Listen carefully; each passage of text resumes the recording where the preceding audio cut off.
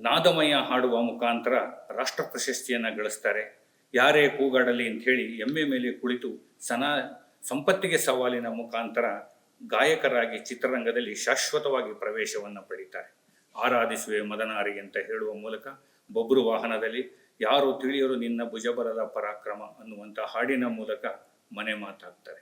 2 ಪಾತ್ರಗಳನ್ನು ಕಣ್ಣೆದುರಿಗೆ ಅಷ್ಟು ಅಚ್ಚುಕಟ್ಟಾಗಿ ಅಭಿನಯಿಸಿದ್ದು ಅಂತ ಹೇಳಿದರೆ, ಒಂದು ಬೊಬ್ರು ವಾಹನ ಮತ್ತು ಅರ್ಜುನನಲ್ಲಿರ್ತಕ್ಕಂಥ ಒಂದು ಅಹಂಕಾರ ಅಥವಾ ಅವನಲ್ಲಿರ್ತಕ್ಕಂಥ ಒಂದು ರಾಜಗಾಂಭೀರ್ಯ, ಅವನಲ್ಲಿರ್ತಕ್ಕಂಥ ಕೋಪ, ನಾನು ಎಷ್ಟೇ ಆದರೂ ಕೂಡ ಬಹಳಷ್ಟು ಪರಾಕ್ರಮಿಯಾಗಿದ್ದೀನಿ ಎನ್ನುವ ಒಂದು ಅಹಮ್ಮನ್ನು ತೋರಿಸುವಂತಹ ಒಂದು ವ್ಯಕ್ತಿತ್ವವನ್ನು ಅವರ ಬಾಡಿ ಲ್ಯಾಂಗ್ವೇಜ್ ಅಂತ ನಾವೇನು ಹೇಳ್ತೀವಿ ಆಂಗಿಕ ಭಾಷೆಯಲ್ಲಿ ನಾವು ಕಾಣ್ತೀವಿ. ಅದೇ ನಯ, ವಿನಯ, ಶೌರ್ಯ, ಹೋರಾಟದ ಕಿಚ್ಚು, ಮಾತೃ ನಿಂದನೆಯನ್ನು ಅನುಭವಿಸಿದಂತಹ ಬೊಬ್ರು ವಾಹನ ಪಾತ್ರದಲ್ಲಿ ಆ ನೋವನ್ನು, ಆ ಒಂದು ರಸವನ್ನು ಅದ್ಭುತವಾಗಿ ಅಭಿನಯಿಸಿ ತೋರಿಸಿದ್ದಾರೆ.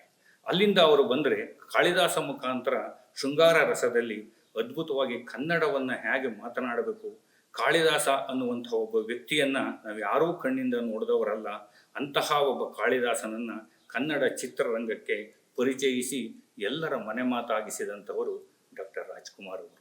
ಚಲಿಸುವ ಮೋಡಗಳ ಮುಖಾಂತರ ತಾನು ಪ್ರೀತಿಸಿದ ಹುಡುಗಿಗೆ ನೋವಾದಾಗಲೂ ಕೂಡ, ಅವಳು ಕೈ ಬಿಟ್ಟು ಹೋದರೂ ಕೂಡ ಅವಳಿಗೆ ನೋವಾಯಿತು ಅಂತ ಹೇಳಿ ಆಗ ಬಂದು ಅದಕ್ಕೆ ನಿಂತು ಒಂದು ನ್ಯಾಯವನ್ನು ಒದಗಿಸ್ಕೊಡ್ತಾರೆ.